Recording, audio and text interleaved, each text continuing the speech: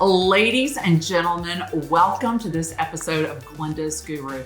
Y'all, I am dying. I have Adriana Locke here with me, a USA Today best-selling author and the author of probably several of my favorite series of romance novels. And I have got to tell you, I'm so excited. I just about don't know what to say or what to do. So Adriana, welcome, welcome, welcome. Thank you. I'm so excited to be here. It's surreal. So let me tell the story. So y'all, I stumbled onto Adriana Locke. And the first book that I ever read was her series with the Landry brothers. And Barrett Landry was the first brother. And I start reading this book. Y'all, I cannot put it down. Now, I listen to the books. I don't read them with pages. I listen to them, which I've got questions about that too, Adriana. But I posted on my Instagram story how obsessed I was with the Landry brothers. And I tagged Adriana. She's like a best-selling author. What's the likelihood that she's going to even see my tag or my story or my post? And no lie, I get back this DM that is like this long. And I'm like, oh my gosh, she follows me on TikTok. Adriana, so tell me, so you followed me on TikTok before I tagged you. Mm-hmm. Like probably months. I remember being at home. It was COVID and no one could go anywhere. And that's kind of when I found TikTok. And I was scrolling and you came across the page with your enthusiasm and your smile. And I was hooked immediately. And I have an interest in real estate. My husband and I have dabbled in it throughout the years. And so you hooked me immediately. And I was like, follow. And I have been telling my husband, like, okay, I follow this lady named Glennda. And she said this and she said this. And this has been going on for months. And I went upstairs. She DM'd me. And he's like, the same person? I'm like, yes, can you believe this? I had a moment when you it was I was fangirling. I love it. So that is so crazy. So I started reading, and I've read every single book that you have on Audible. I've read them in order, and I pre-order every time there's an option to pre-order. I pre-order it so I get it first. I love that. Yeah. So tell me, how long, I don't even know how long have you been an author? How did you get to writing romance novels? Have you always been a romance novelist? And do you call them romance novels? I don't know anything. Tell me. Yeah, so we call them romance novels, and I've been writing them. In September was my 10th year. And I've always been a reader since I was a little girl. And I kind of wanted to be an author when I was really little. Then I changed my mind and I never thought about it again until 10 years ago. And my husband and I were home alone for once, which never happens. We have 4 little boys. Well, they're not little now, but they were then. And I was like, there's nothing that I want to read on this Kindle. And he was like, I have seen our credit card bills. That is such a lie. And I'm like, well, there's nothing I want to read right now. And he was like, I dare you to write a book. And I was like, I can't. I'm just a little girl from a small town in Indiana. I can't write a book. And he's like, yes, you can. I know you can. And he's like, I dare you to do it. And I'm like, fine. So I started writing kind of just because he dared me to. And, you hear about actors, they get bitten by the acting bug. Well, I was bitten by the writing bug. And there came a time when I was like, I fell so in love with the idea of writing and creating these stories. And I just loved it. And so I had a full novel eventually. And I thought I love to learn new things. And I was like, I'll just publish this and we'll see what happens. And it did really well. And my husband was like, well, I think you just found something that you're really good at, or that people want to read. And so I just started writing. I have no training on writing. That's the beauty of the indie publishing world, is if you have a story to tell, somebody's out there wanting to read it. Oh my gosh. I can't even imagine. But so what I fell in love with was the way that you write, the way that you describe it. You really brought the characters to life. I felt like I knew Barrett Landry. I felt like I knew them. I felt like I knew the Landry brothers, and I felt like I could see where they were from. I knew the places where they were going. Like I could visualize it all. And so like, how do you, like in your head, like, is your head just that crazy that you can describe it that well? Well, it becomes very real to you when you're writing it. Like you almost live in that world. You're splitting your time. I leave my office and I'm living in my real world with my family, and I come in here and I close the door and I'm in whatever world I'm writing in. And it's really, I think the fun part about writing is making it relatable to everyone. So these characters could be billionaires, they could be a blue collar mechanic, they could be a professional athlete. Everyone has the same trials in life. We all go through the same things, maybe on slightly different stages. And it's fun for me to take those the things that we all go through and apply them in different situations, and to show people that we all are the same. We all experience the same things. Oh, absolutely. And I see similar struggles and triumphs, throughout all of the different books. There's kind of a formula where there's, the foundation and the struggle and the triumph and the hero and the love and everything. But what I love about the way that you write is it's super respectful. So, and people are like, oh, they're smut. They're smut. I'm just telling you right now, gentlemen, if you are watching this podcast right now, you need to read Adriana's books. They are literally a playbook for women. I mean, it is an operation, an operations manual, an instruction manual of how to make women absolutely fall at your feet. That was the only thing I could think of. And, I have talked about them so much. I have actually received frozen grapes from several people. Have you seriously? That's fantastic. Sit down. I was at the Atlanta United game, and I had posted that I was going to the Atlanta United game. I posted where I was at the Atlanta United game, what section I was in, and I had taken some pictures, and someone brought me frozen grapes at the Atlanta United. That is insanity. Yeah. I love that so much. So, I never thought my career would have anything to do with fruit, by the way, but it absolutely has. And that's so crazy. I mean, it's so funny. And if you don't know about the frozen grapes, that just tells you right there, you haven't gotten to, part of the best of Adriana's books.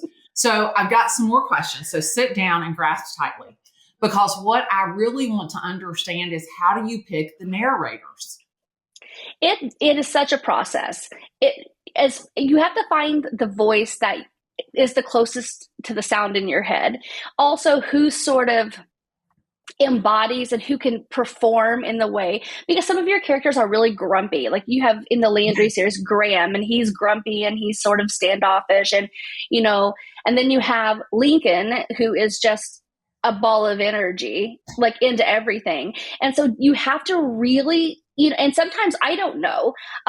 So I have to reach out to my friends, and I'm like, okay, here's this book. Who do you think? And they send you samples, and then you hire companies and they send you samples, and you just go through until you find that character. And when you listen to an audiobook and it actually matches the voice in your head, it is the most surreal experience. You're like, that, it's so real to you, and then to hear it, it's just one of the best feelings ever. Well, and what's crazy is, for me, if the voice doesn't match the character, I can't it's difficult for me to stay engaged with it. The narrator is so critical and so important. And it's funny because I've found that I have my favorites. Oh, yes. Who are your favorites? I'm curious. Oh my God. I love Jason Clarke, Teddy Hamilton. I love Sebastian York. I love Andy Arndt and Aaron Mallon. Samantha. Brentmore. I literally, and they make such a difference. And when I'm listening to it, it's like you can you close your eyes and you can imagine that you're in the story with them. But one thing that you do that I don't see a lot of authors do is that you weave characters from other series into other books by reference.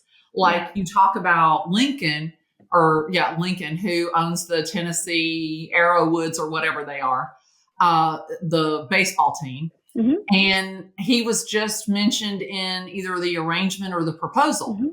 Yeah. It's so fun for me. As a reader, I love that. I love uncovering the little gems. It's like a fun little treat when an author does that. As a reader, I love it. And so as a writer, it's also fun for me to use characters from other series. So in one of my very first books, he's a restaurateur. His name's Fenton Abbott. And so now any of my characters in any book that's going to go to a fancy restaurant, Fenton owns that. So my readers can kind of find that, or they play the teams that my other characters own. Or I have a PI, his name is Nick. He's been in so many of my books, just by reference, but it's fun. It's fun for my readers to sort of find those. And it feels like a secret between, them and me in a way. But if they aren't familiar with those characters, it doesn't take away anything from them. They just think it's another character or whatever, but it's really, really fun. So do you hide other Easter eggs in the books? Yeah, there are always little things, and it's fun for me to see who picks up on the things that I throw down. And some of them never get found, and some of them immediately get found. It's just a lot of fun. Or it's fun when people read them out of order, and so they realize that this person is this person's sister that he's been looking for years and years and years. That's fun. It's one of the best parts about writing is the interaction that we get with the readers. And it's just kind of like a game. It's just this little club that we exist in, and it's special. It's fun. So that was a great segue. How important is the reading order? I mean, I think for every author it's different. For me, I try to write every book where it can be a standalone. So if you want to pick up The Invitation, it's technically the third book in my Brewer series, but you could pick it up and just read it on its own.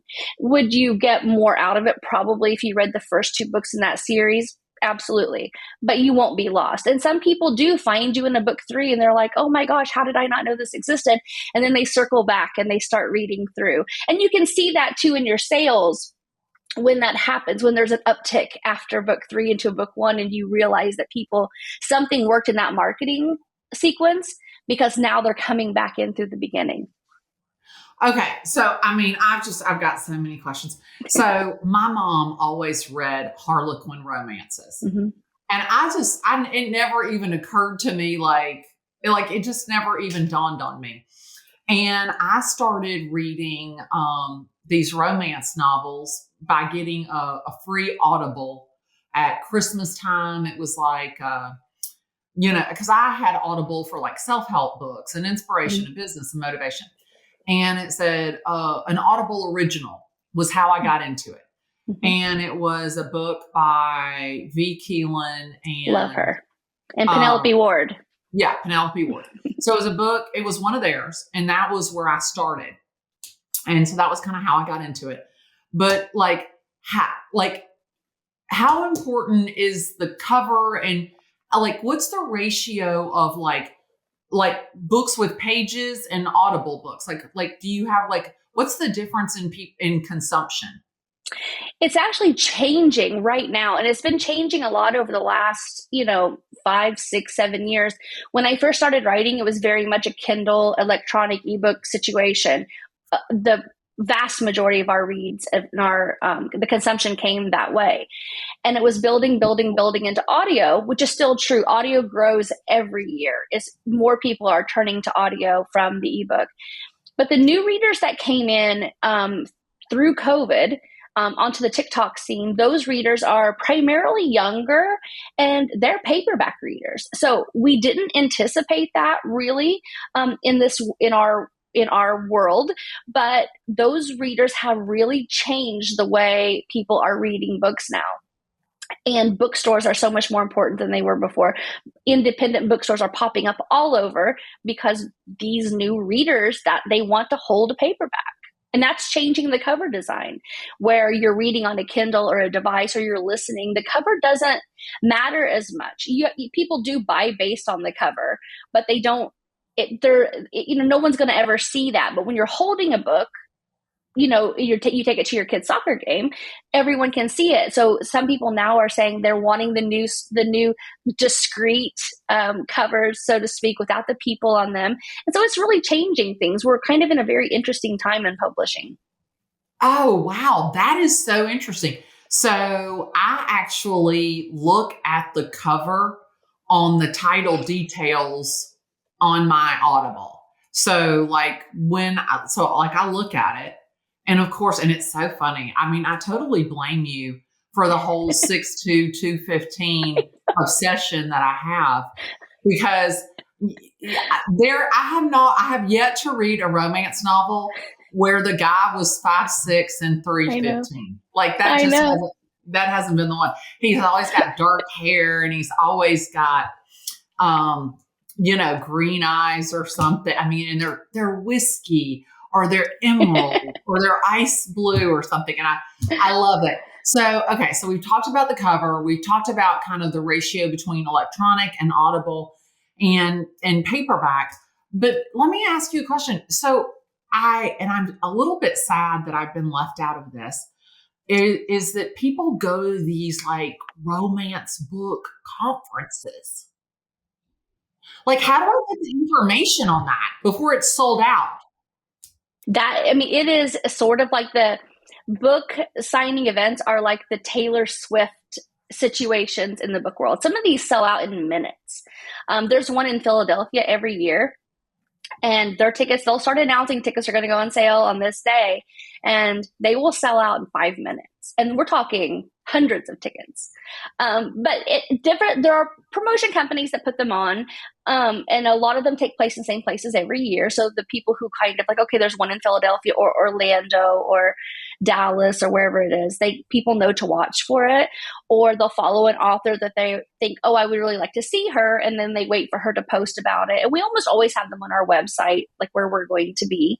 And it's a really fun, it's fun. It's wild. To meet readers. We talk to these people all the time, online, and to get to meet them in face to face and to hug them and to talk about things. And it's really it's a special event. And we all look forward to them. Now, where are you going to be? Like, where's your next place to be in person? My next place to be in person is actually in Indianapolis next. I think it's in March or May. That's where I will be next. Well, but you live in Indiana. I live in Ohio. I used to live in Indiana, yes. Oh, you live in Ohio now. Yeah. But Indianapolis is close to Ohio, right? Yeah. So I can drive to that. I live just right outside of Columbus. You are not going to believe this. I'm going to be in Columbus. When? February 13th. I'm speaking at a conference February 13th in Columbus, Ohio. That is exciting. Can I get a ticket to that? Like, you'll have to send me information. I want to come. Oh my gosh, I'll give you a ticket to that. I will give you a ticket. I will get you a VIP ticket to that. I am telling you, and we can have lunch together. Yes. Oh, my stars and stripes. That would be exciting. Amazing. So, absolutely. I can't believe that. That's so crazy. I've never been to Columbus. So I've actually been to Dayton, Ohio, which is a little scary. So let's keep moving. Okay, so I talked to you about the cover. I talked to you about the narrator. So how much has social media changed your business? I mean, it has changed it dramatically, and it changes it every day. And that's one of the things that as a business owner in the publishing world, we have to be able to pivot. And I think that people outside of this world think that we write a book and we put it out and magic happens. But we have to take into account so many different things. And if you're an independent author, you have to make all these decisions yourself. And there is no one else to ask for advice or to create things for you. You have to do it all. And social media has changed everything. It's changed the way we interact with our readers. It's changed the dialogue between, the readers and the authors. It's changed the way we have to market our books and the way we have to present things. Branding is now more important than it's ever been. And then also just deciding, like, where are you going to put your time? There's so many platforms now. It's changed every single thing about our world. How do you create a brand as an author? It goes really, what do you write about? So I like to think that I like to think it's ordinary people finding extraordinary love.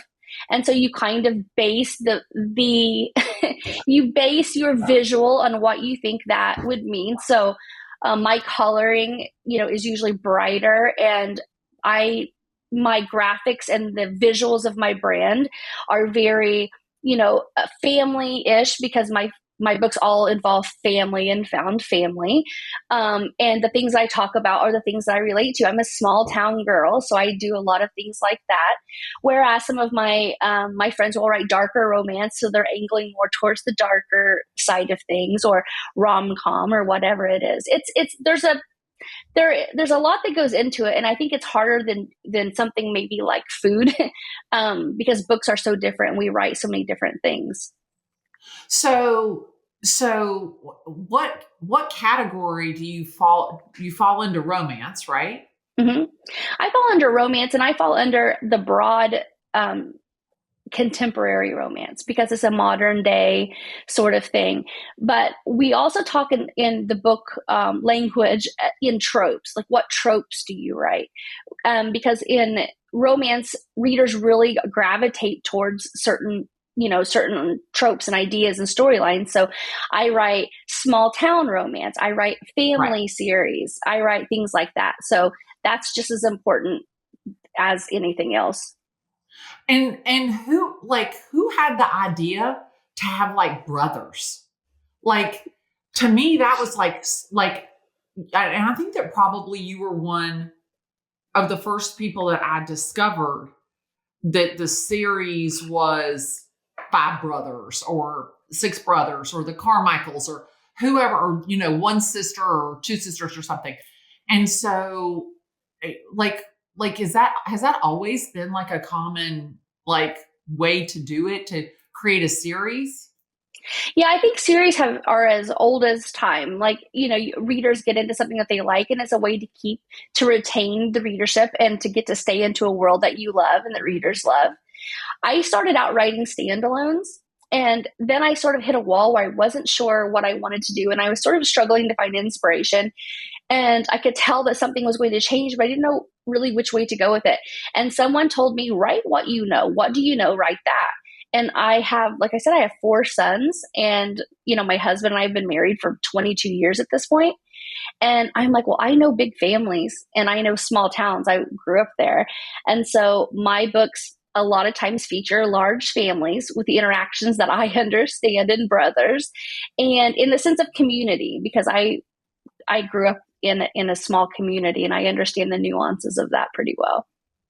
Yeah, and you're really good about bringing in like the baker or the restaurateur or the community. You really do kind of make sure that it's not just about Bobby and Susie. It's always, about the community that they live in, that they're building in, that they're in. Their home tends to always be something that's really kind of very sacred in the story.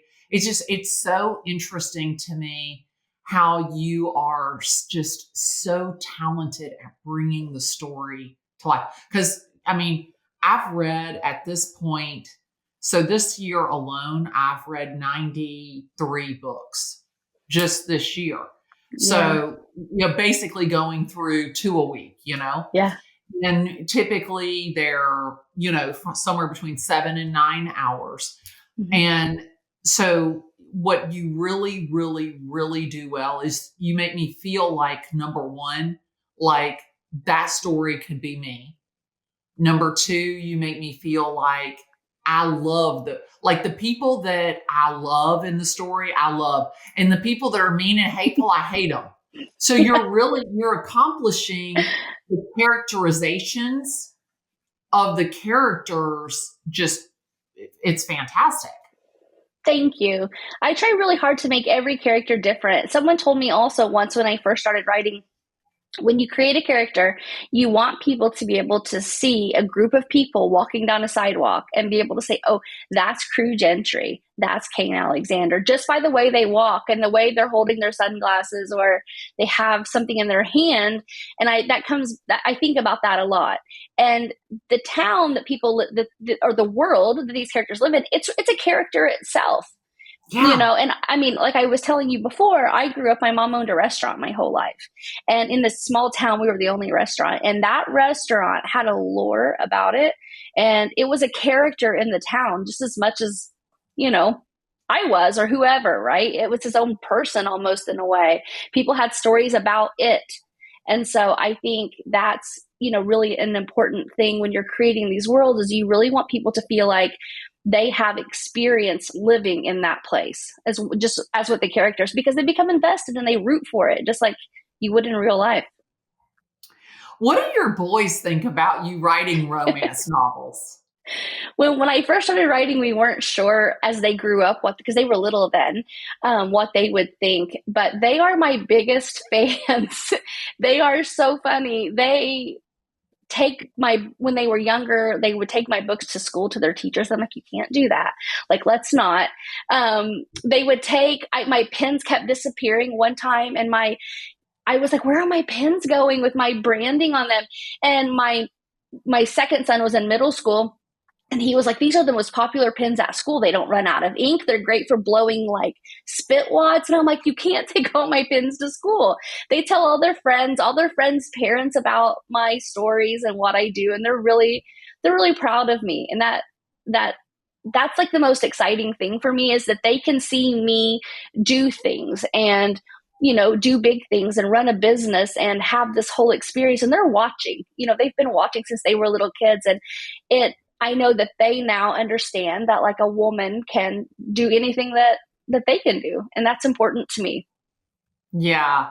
And you're very respectful of like the women characters in your books. You always hold them in this high regard, which I think is critical. You're writing a romance novel. It's not like it's subservient or anything. It's very much about romance and love. And I love ordinary people finding extraordinary love. OMS. I am like dying over that. Okay. So Adriana, like, where do you go from here? Do you just like keep writing? Oh, wait. Before I go there, I don't want to go there first. What about trilogies? What do you think about trilogies? Like so maybe, and then I may not be saying it right, but a trilogy to me is like, I got to read all 3 books for any of it to make sense, right? Yeah. A trilogy will usually follow the same couple through 3 books. So I write a series. Yeah. Each book's about a different brother and his whatever. A trilogy is the same couple in each book. So their whole story, it goes through all 3. That. I love them. I love in 9 hours.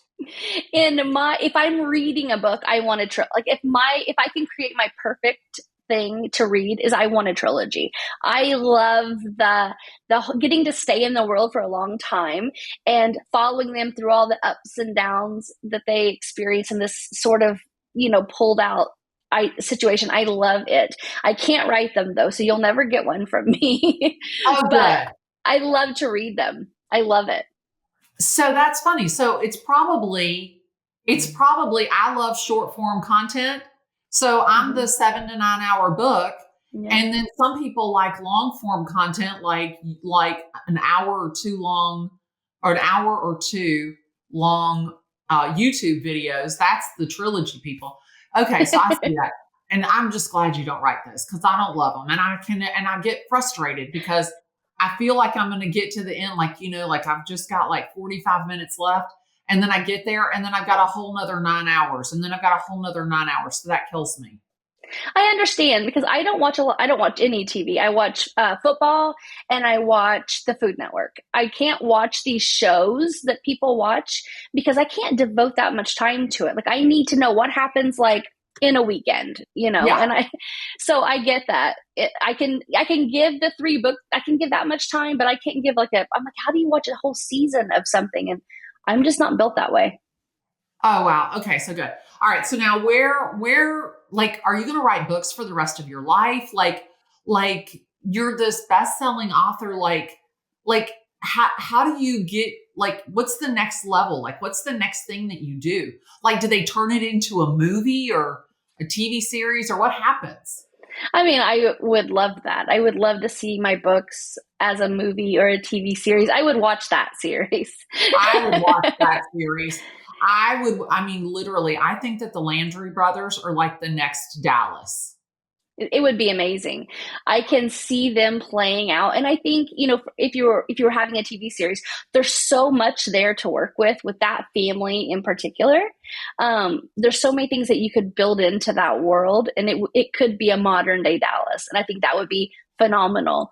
But to get anyone to commit to producing that is, that's a whole other ball game. Yeah, absolutely. So at the just have you ever met Sebastian York? I think I have. At I believe he was at Love in Vegas a few times, and I think he was the one that we've been on panels together, narrators and I. But I believe it was Sebastian. We were on these escalators every. I believe it was him. Like it was like every time I got on the escalator, he was on the escalator. We were like, "Hey, how are you doing?" I've never seen a picture of him. Everybody else I've been able to hunt down like a hound dog, but I haven't been able to find him.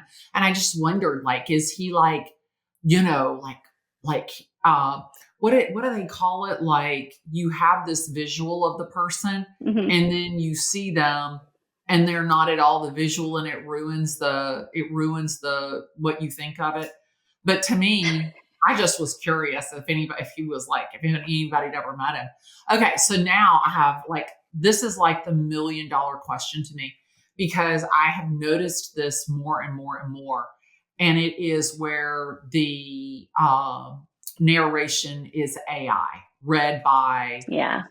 artificial intelligence generated. What are your thoughts on that? Well, it's a very big deal. The AI. I mean, I think it's taking over the world, and it's a big conversation piece in the publishing world.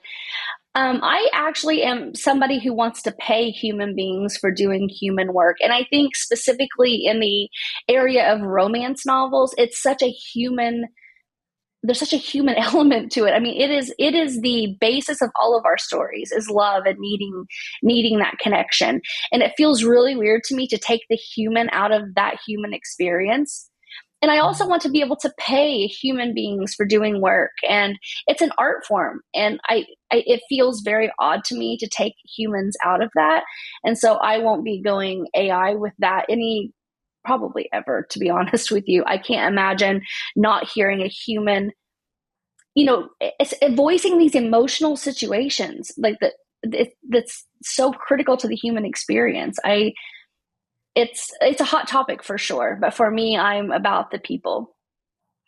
And I'm so glad to hear you say that because I have refused to buy anything that has an AI generated voice narration Yeah. because I feel so strongly in the quality of the author, the quality of the narrator, the quality of the book, and I don't ever want to take for granted that can be just dialed in, and I feel so strongly. I mean, I'm not going. I don't have any intention of purchasing or downloading any book that does not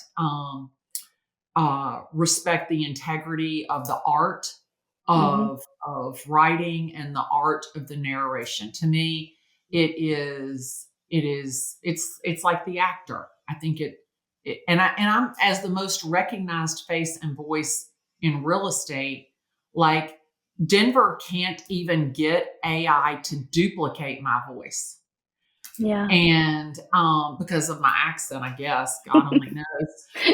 But I think that the integrity of the work is so important. That's why I would not do it. For sure. And we see that with narration, and we see that with photographs for our book covers and using AI to do that when we have artists and photographers who are brilliant in this world. And I think most of my peers agree. We want to support people, in our industry, and especially, publishing in romance, particularly, it's such a woman-based industry. I mean, I don't know what the percentage is. I would say 97% maybe. And it feels wrong to not support each other. And we're all really female, pro-female, supporting each other. And it feels really wrong to do that.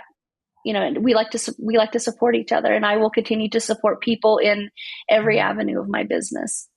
I love that. I will be honest with you. I do not know why men do not pick up a book, a romance.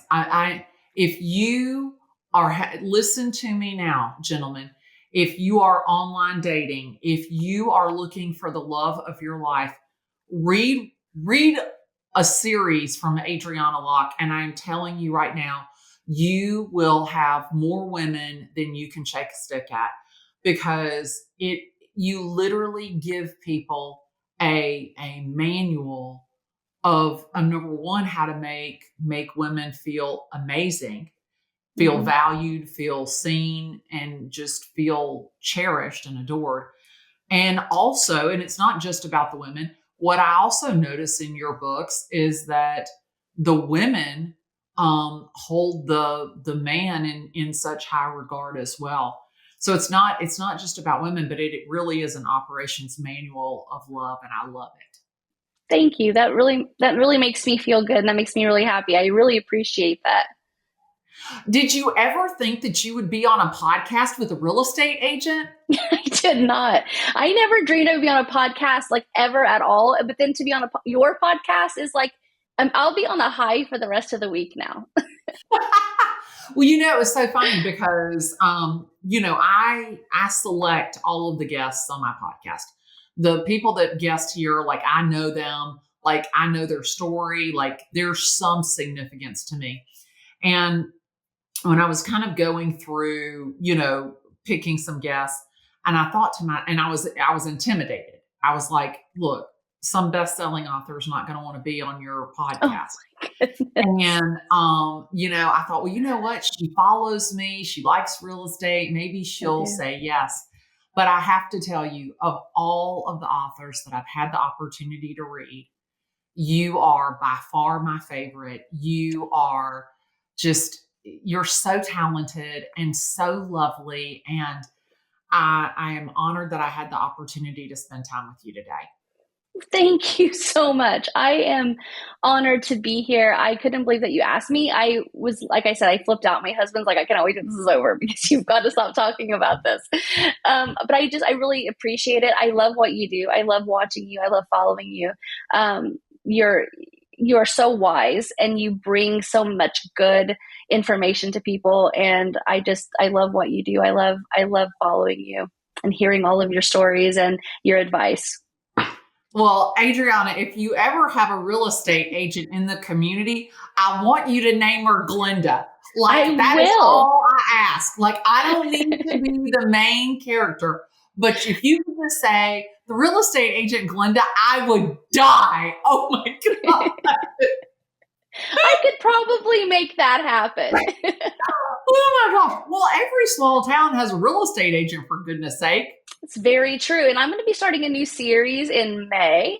And I'm sort of just kind of mapping that out now. My assistant and I were talking about that yesterday. So I think maybe we have a real estate agent. I love it. I absolutely love it. So Adriana, where can my viewers find you?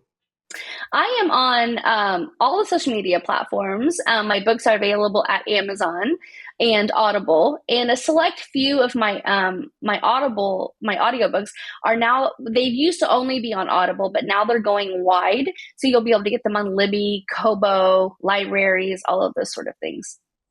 Oh, that's so cool. And your social media is author Adriana Locke, or is that what it Yeah. is?